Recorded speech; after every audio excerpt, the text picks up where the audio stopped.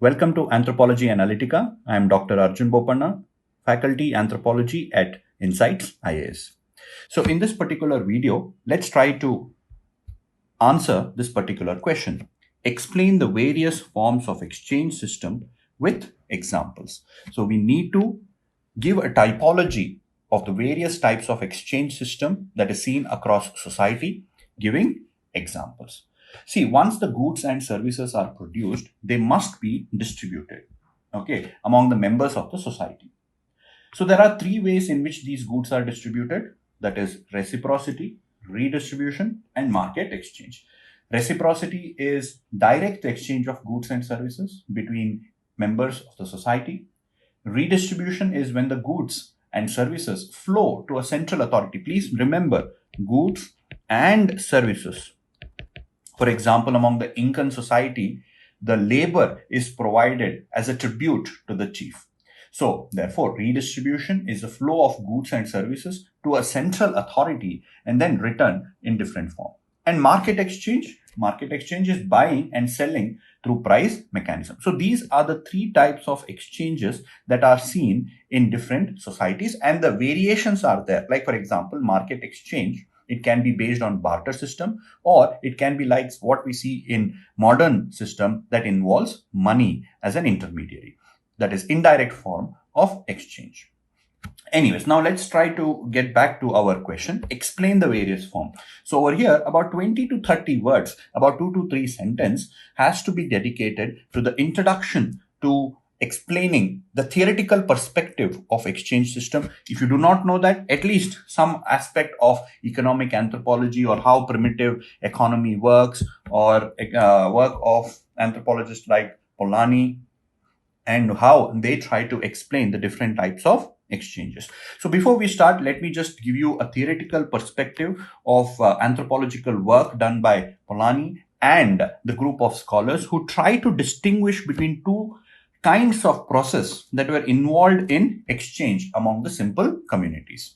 Okay, so based on that, they try to give the different types of exchange. So there are two kinds of processes that are involved in exchange among simple society. That means who handles the goods and who will receive the goods, meaning who produces them, etc. So who handles the goods and who receives. So based on these two factors, and after analyzing various societies and through ethnographic data, they identified three kinds of exchange. That is reciprocity. That is where they try to exchange goods and services between fixed partners.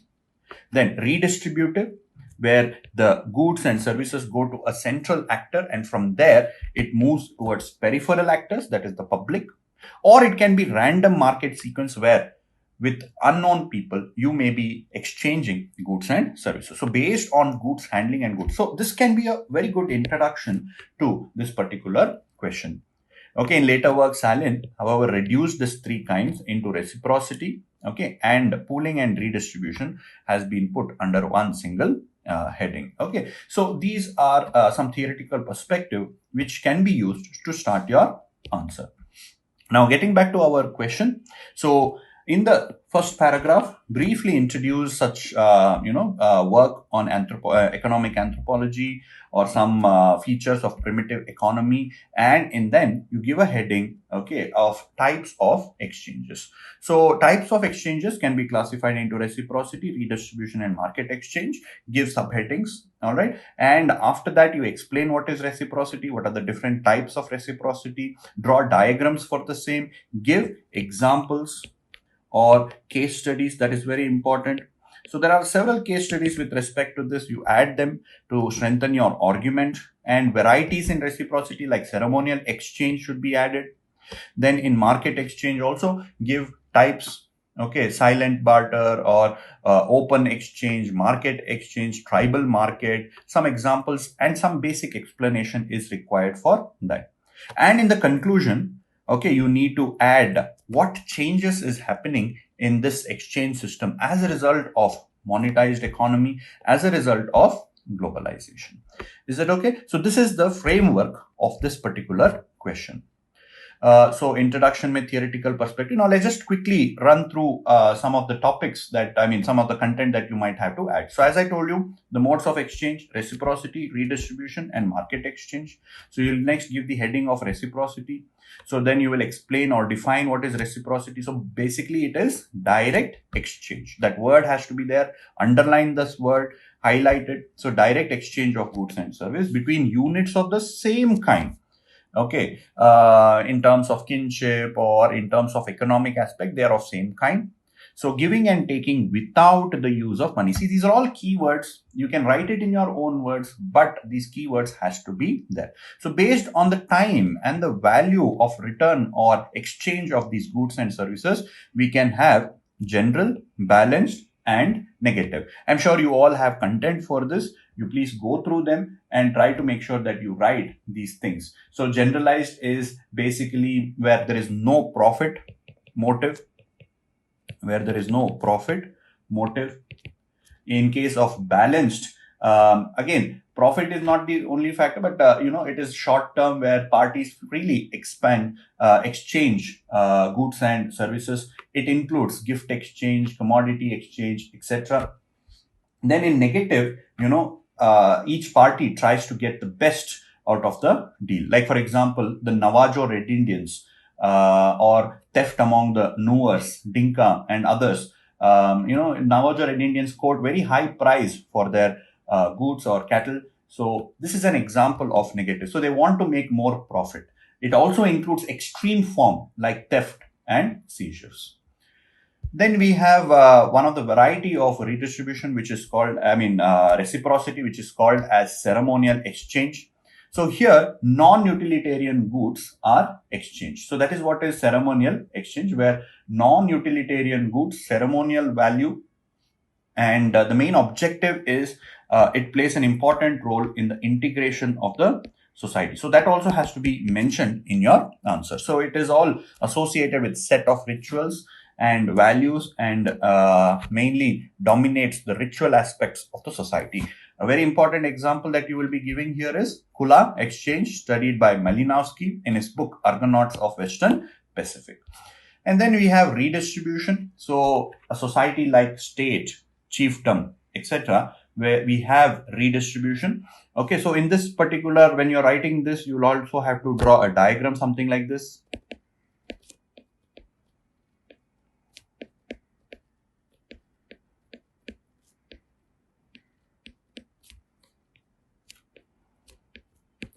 Okay, so here what happens is that the goods and services are pooled into a single place, and from there it is redistributed to the peripheral place. So in generally, if you talk about chiefdom, the tributes or the taxes that are collected by the chief or the king is then redistributed among the society, members of the society. So this is seen in societies with political hierarchy. You have to mention this word.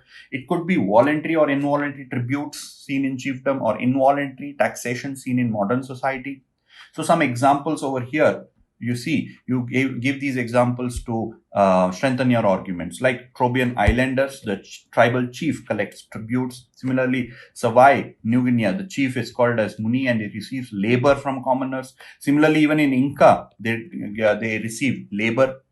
Okay, in India also, Proja tribes, and the chief is called Nayak, even among the Gonds. Okay, so like this, we have many examples, societies with having chiefdom who are practicing redistribution. Even our modern society, where taxation is collected by the government and then various public work is undertaken by the government. And lastly, market exchange. So basically, market exchange is exchange of goods with many buyers and sellers, and usually buyers and sellers are not known to each other. Okay, and there is no kind of kinship relationship among them. So market is a term that is used for both a place of exchange and the exchange itself. Okay, see, in primitive society, market is a place of exchange mainly because not just economic activity takes place over there, but also various other socio-cultural practices also takes place. And it is based on the principle of demand and supply. These keyword, demand and supply, is what differentiates market exchange with other types of exchange. So it can be direct, that is barter; indirect, with the use of money. Okay, modern society may we use as money. So there are different types of money, like we use in modern society the cash and currency, and special purpose money like in Melanesia, where they use shell money, which has kind of a ritualistic value to it. And then again, market or barter system may we can further classify silent and open barter. Okay, so this way, these are all the information that you need to add in this particular topic as to with respect to classification of exchange system among different society. In your conclusion, you will be adding the changes that is happening in this type of exchange system. Like for example, in primitive society, main form of exchange system was reciprocity. But in today's world, it has become more market. So even the tribal society, even the primitive society, or simple society is moving towards market exchange. So something like that can be an conclusion. Again, since the question does not expect you to write conclusion, you may just add 2 to 3 sentences to have a conclusion to this particular answer. So this is what you are supposed to write for this particular question. I hope this video was useful. In the next video, we shall discuss theorists, and in that particular context, let's try to answer this particular 10-marker question in our next video, Gordon Child's theory of cultural evolution. I hope it was useful. Thank you for watching.